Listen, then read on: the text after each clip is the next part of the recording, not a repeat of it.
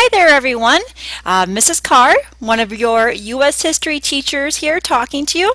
And I wanted to show you a few important things that I want you to be aware of as we begin the U.S. history class.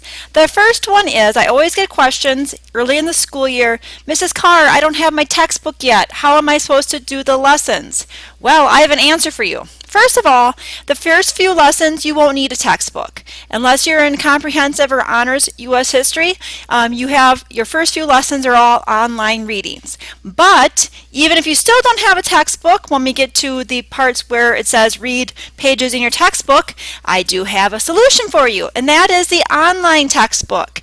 Yes, there is also an online textbook for you, and it's really easy to find. So here in the class, go to class content over on the right side, and then go to course materials. And when you click on course materials, you go down a little bit and you find where it says American Odyssey. That's the name of your textbook. And it says online textbooks. To access the online textbook, click here. And there's also, if you have a mobile device such as a Kindle or an iPad, you can also download it there, and there are directions for you on how to do that. But in the efforts of simplicity, let's click here where it says the online textbook, and it will be loading here shortly. And we just sit and smile as we wait for it to load.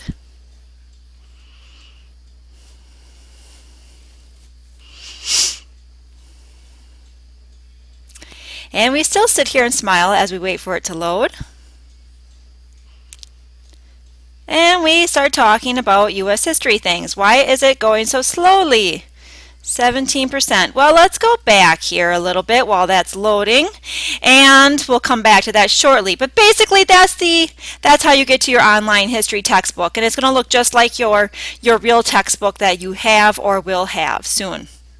Okay, the other thing I wanted to bring to your attention, let's go back here.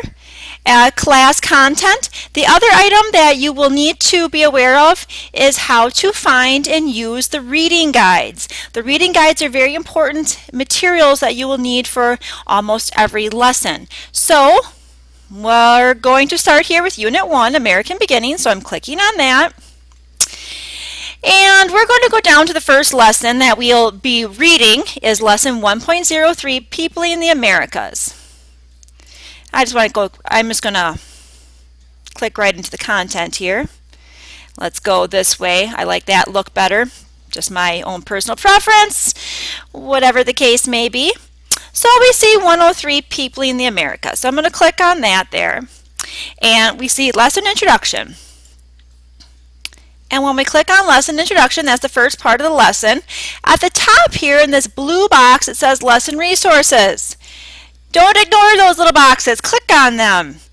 And you'll see objectives, and then you might think, oh, yep, that was great, whatever. I'm going to skip through. No. Keep going down, and you'll see materials. There's student materials for you to use, and one of them, of the two things you'll need are the reading guide and the lesson answer key. These are important things to use for every lesson in the class. Well, let's click on reading guide and wait for that to open and bring it over here.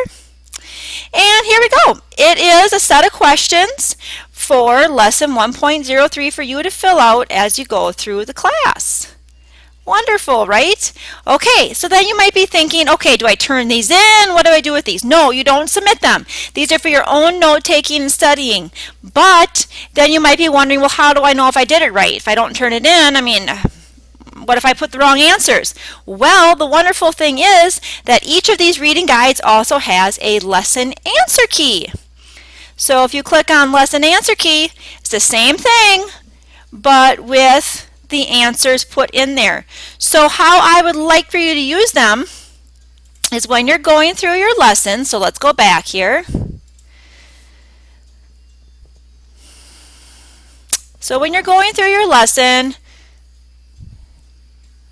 looking at your daily checklist, what you need to do, it says read the Chapter 1 summary online, complete the reading guide, view the following animation. Okay, that's good.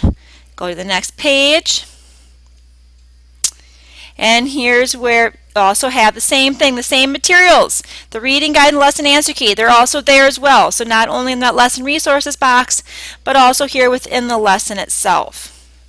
And you'll go through, read the lesson and such, and go through there. So how I would like you to use those reading guides would be to look at them. So look at your reading guide, look through them before you read, so you kind of have a preloading of what you're going to be reading about. Then go through your lesson and try to fill them out as you read. And then when you're done with your lesson reading and done filling out the reading guide to the best of your abilities, you'll go back and check your answers with the lesson answer key. And if, of course, if you have anything that's incorrect, change it on your reading guide, because you want to make sure you have the right information, not the wrong information. And then, how should you fill these out? Some students like to print them out and fill them out by hand. Other students will just fill them out, you know, on their computer. So, you know, fill them out, put in your answers and everything. But then no matter how you do it, whether it's if you fill them out online or if you fill them out by hand, either way you need to make sure that you're organizing them. So if you're filling them out by hand, printing them and filling them out, then I would suggest getting a binder and then having a section divided up. Here's my Unit 1 materials, and then organize everything in one part with Unit 1. And then maybe have a divider for your Unit 2 things, and so on and so forth.